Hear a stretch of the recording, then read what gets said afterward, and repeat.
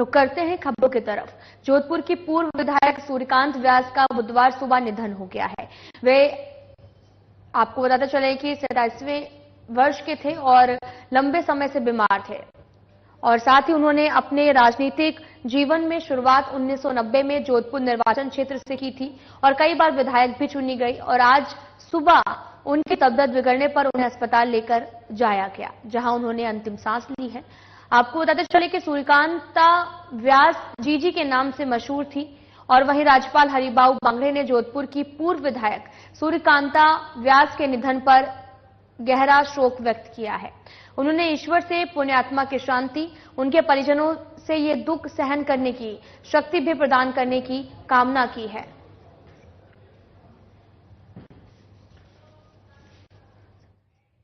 आपको बताते चलें कि 87 साल की थी और लंबे समय से काफी ज्यादा बीमार थी सूर्यकांता व्यास और सुबह उनका निधन हो गया है। राजनीतिक जीवन की शुरुआत 1990 में हुई थी और कई बार वो विधायक भी चुनी गई हैं।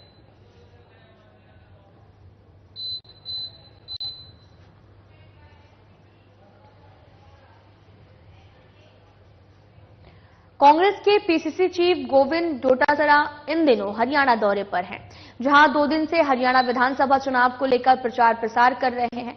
जगह जगह जनसभाएं कर डोटासरा कांग्रेस उम्मीदवारों के समर्थन में वोट की अपील कर रहे हैं। इसी कड़ी में पीसीसी चीफ गोविंद डोटासरा फतेहाबाद में कांग्रेस उम्मीदवार के समर्थन में सभा की और जनता से कांग्रेस के पक्ष में वोट की अपील की है। इस दौरान सांसद कुलदीप इंदौरा और साथ ही उमेदाराम बेनीवाल भी मौजूद रहे।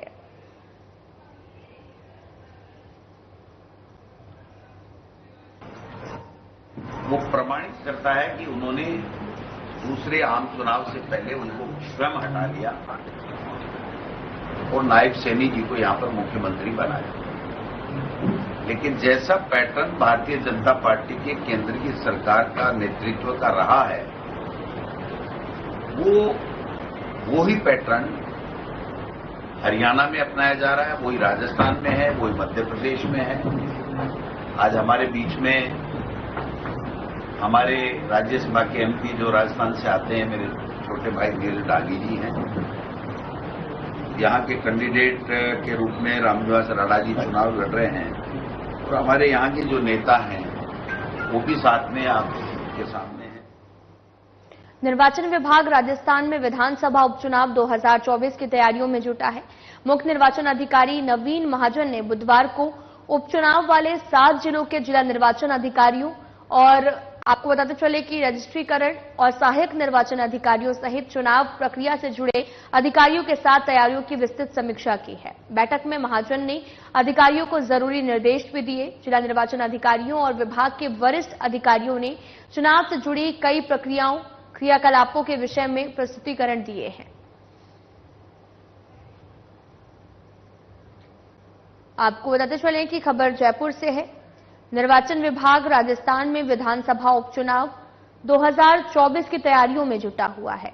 मुख्य निर्वाचन अधिकारी नवीन महाजन ने बुधवार को उपचुनाव वाले 7 जिलों के जिला निर्वाचन अधिकारियों, रजिस्ट्रीकरण, सहायक निर्वाचन अधिकारियों सहित चुनाव प्रक्रिया से जुड़े अधिकारियों के साथ तैयारियों की विस्तृत समीक्षा की है। बैठक में महाजन ने अधिकारियों को जरूरी निर्देश दिए। जिला निर्वाचन अधिकारियों और विभाग के वरिष्ठ अधिकारियों ने चुनाव से जुड़े कई प्रक्रियाओं क्रियाकलापों के विषय में प्रस्तुतिकरण दिया गया है।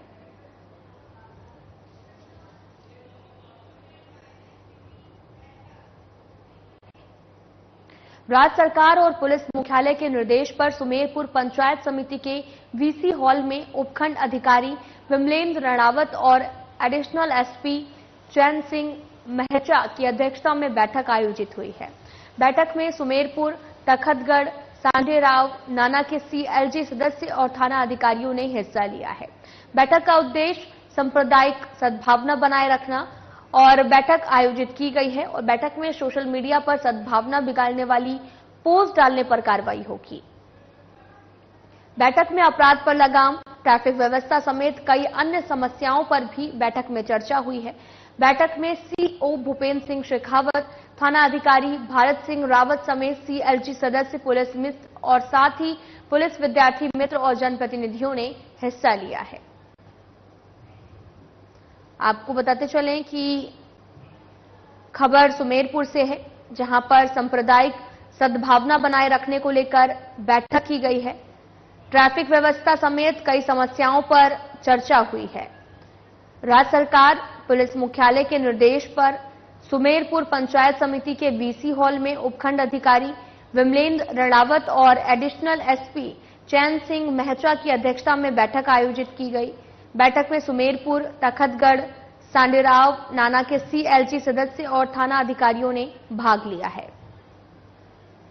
राज्य सरकार और पुलिस मुख्यालय के निर्देशानुसार 20 से 30 तारीख के बीच में पूरे राज्य में सांप्रदायिक सौहार्द और शांति व्यवस्था के मुद्दे पे विशेष तौर पे वृत्त स्तर पे और जिला स्तर पे सीएलजी सदस्यों की बैठक का आयोजन के निर्देश के अनुसार आज वृत्त सुमेरपुर में बैठक ली गई, जिसमें वृत्त सुमेरपुर थाना, नाना, सांडेराव और तखतगढ़ इन चारों थानों के सीएलजी मेंबर्स और सीओ सुमेरपुर, एसएचओ सुमेरपुर और एसडीएम साहब सुमेरपुर भी इस मीटिंग में सम्मिलित हुए थे।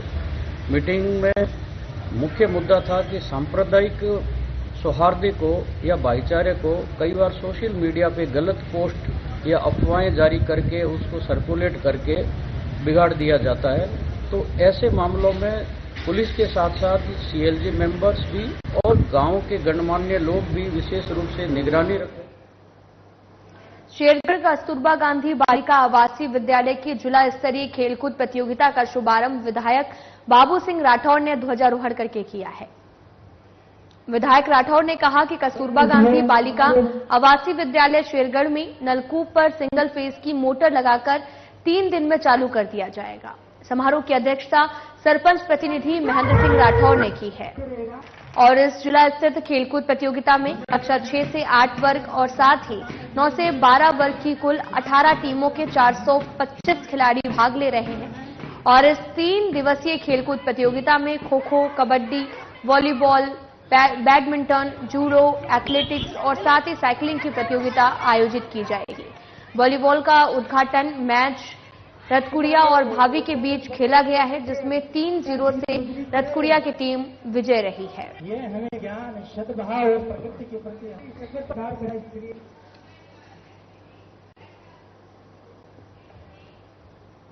मारवाड़ जंक्शन थाना परिसर में आगामी त्योहारों और पर्व नवरात्र को लेकर विधायक केसाराम चौधरी और द्वितीय थाना अधिकारी अमरा राम मीणा की अध्यक्षता में सीएलजी की बैठक आयोजित की गई है। सीएलजी की बैठक में आगामी पर्वों पर शांतिपूर्ण तरीके से त्योहार मनाने, क्षेत्र में अमन और शांति कायम रखकर पुलिस की मदद करने की अपील सभी पक्षों से की गई है। बैठक में क्षेत्र में हो रही लगातार चोरियों के खुलासों के लिए भी विधायक ने पुलिस की गश्त बढ़ाने के निर्देश जारी किए हैं। वहीं महत्वपूर्ण सीएलजी बैठक में मारवाड़ जंक्शन क्षेत्र के अनेक गांव से जनप्रतिनिधि, व्यापार मंडल के सीएलजी के मेंबर और स्थानीय जनप्रतिनिधि भी मौके पर मौजूद रहे हैं। और इसी के साथ बैठक में थाना अधिकारियों ने फसलों की कटाई के दौरान खेतों में महिलाओं को गहने पहनकर नहीं जाने की हिदायत भी दी थी। आपको बताते चलें कि खबर पाली से है। आगामी त्योहारों को लेकर सीएलजी की बैठक की गई है और विधायक और थाना अधिकारी की अध्यक्षता में इस बैठक का आयोजन किया गया।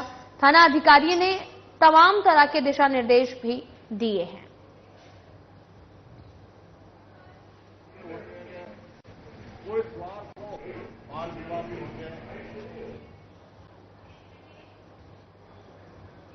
मारवाड़ जंक्शन के चौथी छात्रावास परिसर में बीजेपी के संस्थापक पंडित दीनदयाल उपाध्याय की जन्म जयंती मनाई गई है। विधायक केसाराम चौधरी, प्रधान मंगलाराम देवासी, उप प्रधान चौथाराम और साथ ही मंडल अध्यक्ष घनश्याम सिरवी की अध्यक्षता में पंडित दीनदयाल उपाध्याय के छायाचित्र पर पुष्प अर्पित कर उनको नमन किया गया। इस मौके पर विधायक ने पंडित दीनदयाल उपाध्याय की ओर से बीजेपी के लिए किए गए अभूतपूर्व और अद्वितीय कार्यों की प्रशंसा करते हुए उनकी जीवनी पर प्रकाश डाला गया है। वहीं मौके पर विधायक, प्रधान और मंडल अध्यक्ष ने जन्म जयंती कार्यक्रम को संबोधित कर कार्यकर्ताओं को एकजुट रहने, बीजेपी सदस्य अभियान में भी तत्परता के साथ इस अभियान को आगे बढ़ाने के निर्देश जारी किए गए हैं।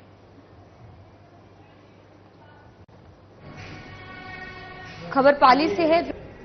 दीनदयाल उपाध्याय की जन्म जयंती मनाई गई।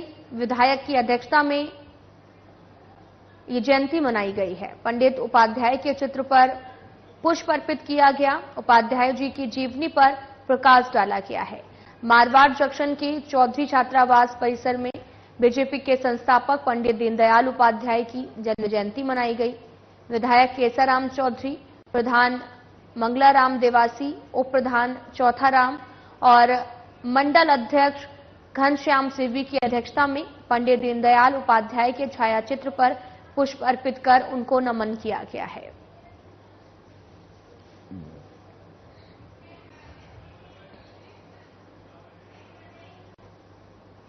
खबर बांसवाड़ा से है, जहां पर शिक्षक भर्ती परीक्षा में डमी अभ्यर्थी बैठाकर नौकरी पाने के मामले में सज्जनगढ़ थाना पुलिस ने कार्रवाई की है।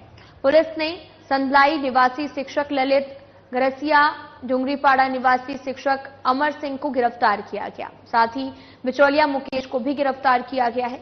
एसपी हर्षवर्धन अग्रवाल के निर्देशन में थानाधिकारी नागेंद्र सिंह ने गिरफ्तार किया है और अब तक इस मामले में पुलिस ने 50 से अधिक आरोपियों को गिरफ्तार भी कर चुकी है।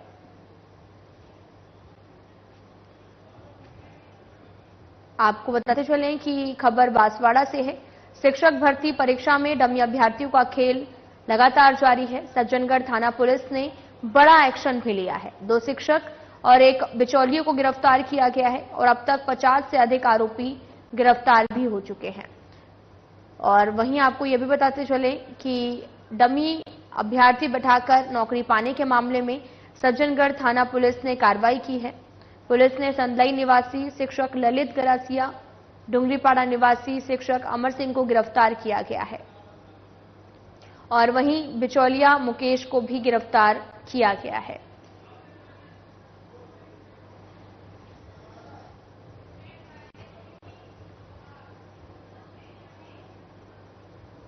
टोंक नगर परिषद के वार्ड नंबर 3 डाइट रोड के पास में स्थित भोपा बस्ती में कई पीढ़ियों से रह रहे भोपा सारंगी परिवारों और कालबेलिया समाज के कई परिवारों ने कलेक्ट्रेट पहुंचकर समाज के लोगों को पट्टा दिलवाने की मांग की है। भोपा बस्ती में करीब 250 से 300 गरीब परिवार बस्ती में पट्टे की कई बार मांग कर चुके हैं, लेकिन इस बस्ती में कोई जरूरी सुविधाएं नहीं मिल पा रही हैं। न लाइट है, न पानी की व्यवस्था है। कालबेलिया डाड़ी के लोग स्थानीय जनप्रतिनिधियों और अधिकारियों की अनदेखी के कारण पट्टे और मूलभूत सुविधाओं से वंचित हैं। मुख्यमंत्री भजनलाल शर्मा ने घुमंतु और अर्ध घुमंतु जातियों और निःशुल्क पट्टे आवंटन की घोषणा की है, लेकिन टोंक में पीढ़ियों से पट्टे की मांग कर रहे हैं और उन्हीं जातियों से जुड़े लोगों को इस घोषणा का लाभ मिलता नहीं दिख रहा है। इसलिए वो लोग कलेक्ट्रेट पहुंचे, प्रशासन से न्याय की गुहार भी लगाई है। कालबेलिया समाज के लगभग 13 परिवार के लोग आए हैं जो ग्राम पंचायत भरनी से हैं। ये लगभग 50 सालों से वहाँ महमूदगंज के आसपास रह रहे हैं। इन्होंने वहाँ सेक्रेटरी और पंचायत में जाकर के राजस्थान सरकार के जो आदेश हुए हैं घुमंतु परिवारों को पट्टा देने के लिए, उसके लिए वहाँ जाकर के इन्होंने आवेदन के लिए कहा था। इनको प्रॉपर रेस्पॉन्स नहीं मिला, इसलिए यहाँ जिला कलेक्टर महोदय के यहाँ अपना दुखड़ा सुनाने आए हैं। इसके साथ ही साथ हमारे टोंक वार्ड नंबर 3 की सारंगी भोपा समाज के लगभग 50, 60, 70 परिवार के लोग ये भी आए हैं, क्योंकि ये भी लगभग 50-60 वर्षों से वहाँ स्थायी रूप से बस रहे हैं। इसलिए इनको भी अभी पट्टे जारी होने के लिए कोई रेस्पॉन्स नहीं मिला है। इसलिए राजस्थान सरकार के जो आदेश पट्टा जारी करने के हुए हैं, उसके तहत इन्होंने आज श्रीमान जिला कलेक्टर महोदय के यहाँ, एडीएम साहब के यहाँ जो है अपना जो है प्रार्थना पत्र प्रस्तुत करके और अपना दुखड़ा बताया है कि हमें पट्टे जारी करवाए जाए। शेरगढ़ में किशोर किशोरी सशक्तिकरण कार्यक्रम के तहत मंगलवार को शेरगढ़ में 2 दिवसीय गैर आवासीय प्रशिक्षण का समापन हुआ है और साथ ही व्यवस्थापक दिलीप कुमार मीना ने बताया कि राज्य सरकार की ओर से निर्धारित लक्ष्य सभी बालिकाओं का नामांकन, ठहराव, 100% कक्षा 12 तक शिक्षा पूर्णता और बेहतर आउटकम के साथ उनके आत्मविश्वास, जीवन कौशल के विकास की प्राप्ति के लिए प्रशिक्षण में शेरगढ़ ब्लॉक के कुल 87 शिक्षक शिक्षिकाओं ने भाग लिया है। उन्होंने कहा कि जीवन कौशल शिक्षा के तहत किशोर किशोरी सशक्तिकरण कार्यक्रम के माध्यम से जेंडर समानता और समता सुनिश्चित करना आवश्यक है, जिसमें शिक्षक महत्वपूर्ण भूमिका निभा सकता है। इसके साथ ही व्यापक करियर शिक्षा कार्यक्रम के अंतर्गत करियर से जुड़े महत्वपूर्ण बिंदु, विषय चयन और कैरियर चयन, सुरक्षित स्पर्श के लिए विषय में भी विस्तृत रूप से जानकारी को शेयर किया है।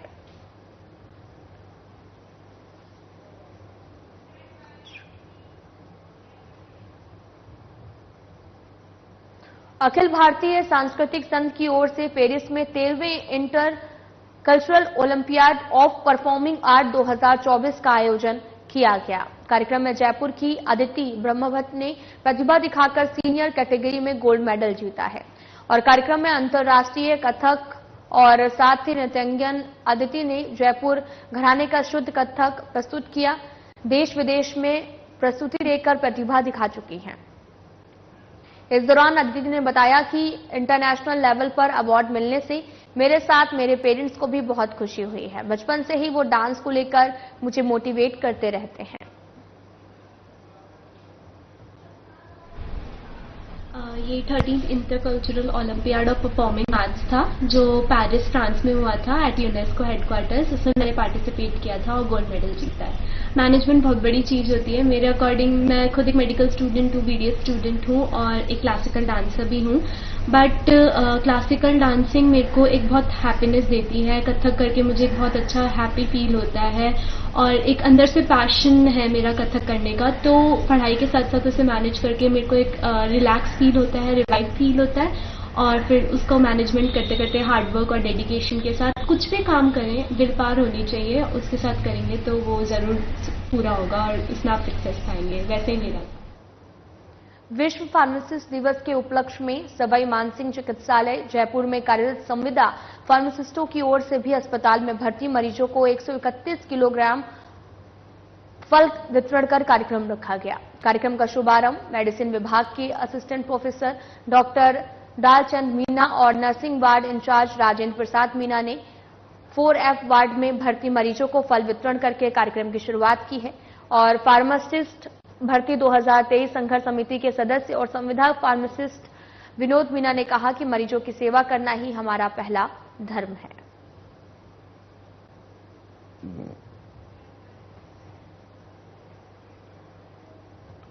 सायला में कई मांगों को लेकर जिवाना के सहायक अभियंता कार्यालय के आगे किसान धरने पर बैठ गए हैं। किसानों का कहना है कि अघोषित बिजली कटौती से परेशानी तो हो रही है, 6 घंटे की बजाय सिर्फ 4 घंटे ही किसानों को 3 फेज बिजली मिल रही है। वहीं जले हुए ट्रांसफार्मर को भी ठीक नहीं करवाया जा रहा है, जिसके चलते किसानों को भारी नुकसान का सामना करना पड़ रहा है। इसको लेकर भारतीय किसान संघ के बैनर तले धरने पर बैठे किसानों ने जर्जर विद्युत पोल बदलने और दहिवा विद्युत घर में पुराने खराब उपकरण बदलने समेत कई मांग रखी है। साथ ही मांग पूरी नहीं होने पर उग्र आंदोलन की चेतावनी भी दी गई है।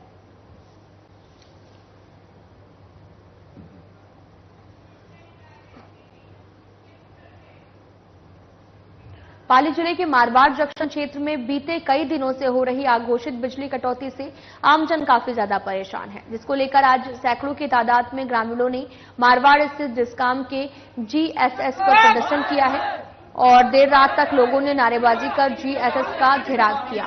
इस दौरान ग्रामीणों ने बताया कि रात को रोजाना 7 घंटे बिजली कटौती की जाती है, जिससे आमजन की मुश्किलें का जो सामना है वो करना पड़ता है। मौसमी बीमारियां और भीषण गर्मी के दौर में प्रशासन की ओर से इस तरह की अघोषित बिजली कटौती करना उचित नहीं है। सूचना मिलने के बाद मारवाड़ जंक्शन थाना पुलिस मौके पर पहुंची, समझाई अंजाम दिया था।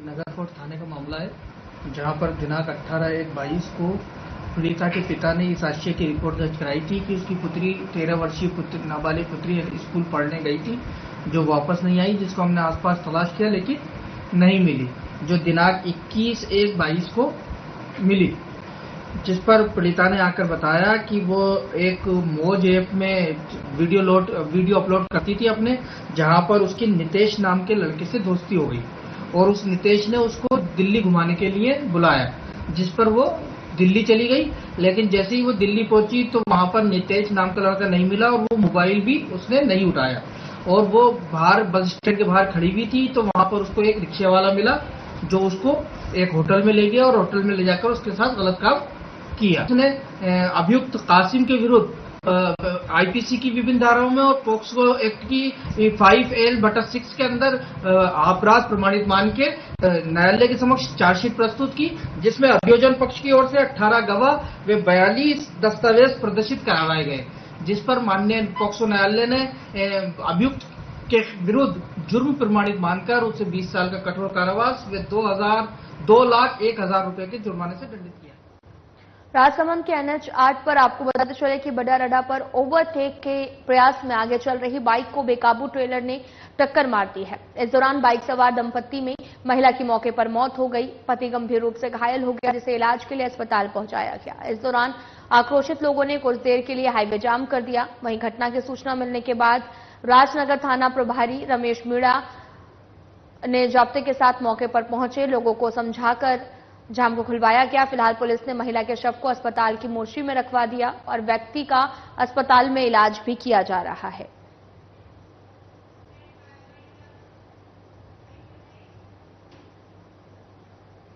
फिलहाल बुलेटिन में इतना ही। नमस्कार।